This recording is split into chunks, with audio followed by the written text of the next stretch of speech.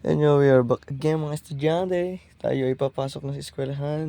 At ngiti-ngiti ka papasikat ka pa, hindi porket may bracket ka boy. 300 lang naman yan. Ito si ate pagtitripan ko. Yan, tulala, sabog ah. Tawa-tawa ka dyan pare.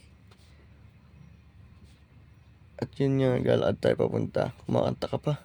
Huwag ka nang kumanta. Dahil mong alam. Ito ba na bukas mo? May tigyawat. Sobrang init dahil mo tigyawat. 5, 6, 7, 8, 9, 10. So yun nga, no? Nakita ko si paring Alvin. Sabay lang pala kami makarating. Pasok na sa eskwelahan, boy. Piling masipag na naman. Piling mag-aaral.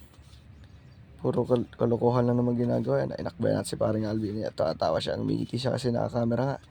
So yun nga, no? Ayun na. Makakit na kami, guys. So yun nga. Wait lang, ayun na.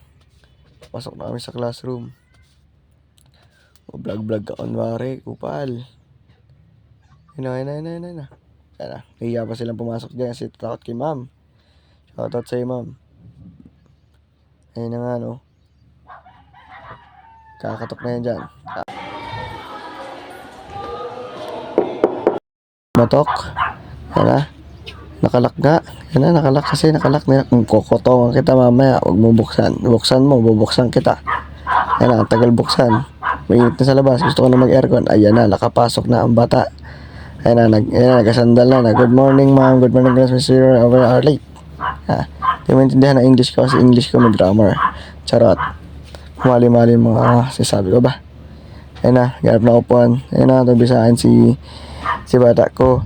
Ayan na, ganap ako ng maupuan. Wala akong maupuan. Kaya sila ako upo. Dabi ka lang, boy. Ayan na nga, no. Ayan na, nakaupo na ako na maayos. Inipat ko yung kanyang bag kasi ang gusto ko ako lang nakaupo sa isang upuan na gusto kong upuan. Ayun na, nilapag ko na ang aking bag na puno ng laman. Feeling puro damit lang naman yung laman. So yun nga, no, kunyari kinig-kinigan tayo dyan. Kinig-kinigan lang tayo dyan, kinig-kinigan. Ayun na, sirim lang si parang Edsel, ayun na, classmate natin. Ayun no, ay, masama kang tao boy, namamakyo ka boy. Masama yan. Ayun, lapag, kunwari, kuha notebook, tas yan. Yan, feeling video, taas kamay, feeling mabait tayo dyan, idol. Ayun, sinasabi pa siya, huwag ka, napakinggan nyo guys yung sasagot niya sa math, business math. Class 1. 4 times 3, 32 plus 1, 33. So, what is our? Break up, siyempre. Dami kasi pumupulo. Ano? 8 times, ano po? Ano yung what is our denominator? 4. Sabi ko siya lang eh. So, narinig nyo na nga yung sinagot niya. At hanggang dito na lang. Sinayang ko na naman 3 minutes ng buhay nyo. Thank you.